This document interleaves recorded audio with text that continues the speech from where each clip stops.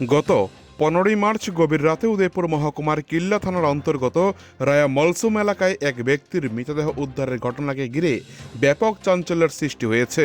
মৃত ব্যক্তির নাম শোকেন লোধ ওরফে কালো লোধ। তার বয়স 50 বছর। তিনি উদয়পুরের খিলপাড়া এলাকার বাসিন্দা এবং পেশায় একজন অটো চালক ছিলেন। পরিবার সূত্রে জানা যায়, দীর্ঘ প্রায় 40 বছর ধরে অটো চালিয়ে সংসার চালাতেন শোকেন লোধ। তার পরিবারের স্ত্রী ও এক পুত্র সন্তান রয়েছে। এক আকস্মিক ও নৃশংস মৃত্যুর ঘটনায় পরিবারে নেমে এসেছে শোকের ছায়া। পাশাপাশি এলাকায় ছড়িয়েছে তীব্র ক্ষোভ। ঘটনা 5 দিন অতিক্রান্ত হলেও এখনও পর্যন্ত কোনো অভিযুক্তকে গ্রেপ্তার করতে পারেনি ত্রিপুরা পুলিশ।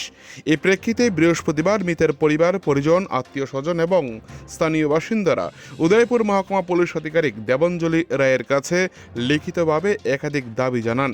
তাদের মূল দাবি, আগামী 48 ঘন্টার মধ্যে এই নৃশংস হত্যাকাণ্ডের সঙ্গে জড়িত অভিযুক্তদের গ্রেপ্তার করে দৃষ্টান্তমূলক শাস্তির ব্যবস্থা করতে হবে। অন্যথায় তারা বৃহত্তর আন্দোলনে নামতে বাধ্য হবেন বলে স্পষ্ট হুঁশিয়ারি দিয়েছেন।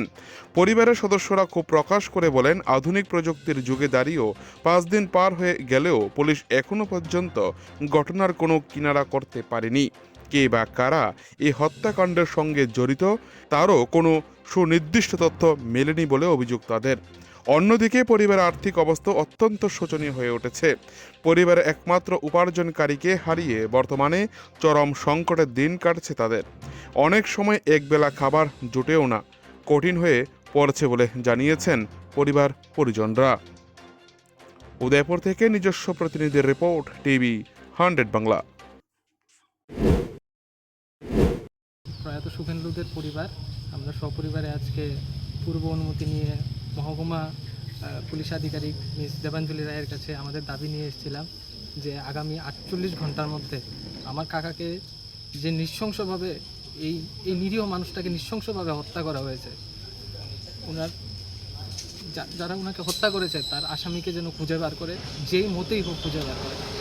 আমাদের এখন এটাই দাবি প্রশাসনের কাছে, পুলিশের কাছে, যে এত আধুনিক বৈজ্ঞানিক জগতে আমরা বাস করছি, আজ পর্যন্ত আজকে 5 দিন হয়ে গেল, আজ পর্যন্ত ওনার মোবাইলের ট্রেস পাওয়া যাচ্ছে না।